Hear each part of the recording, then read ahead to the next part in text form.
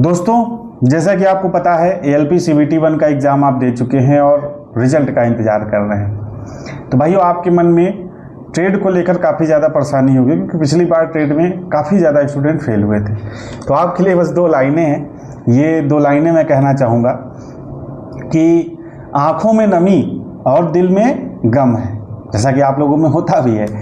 आँखों में नमी और दिल में गम है। क्या आपका भी सिलेबस ज़्यादा और समय कम है?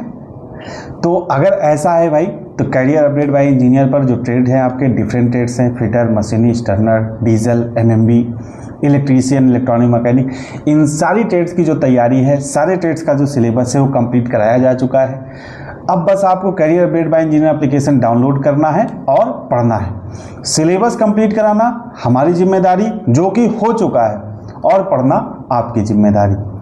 तो ऐसे ही तैयारी करते रहिए, स्वस्थ रहिए, मस्त रहिए। जय हिंद, जय भारत।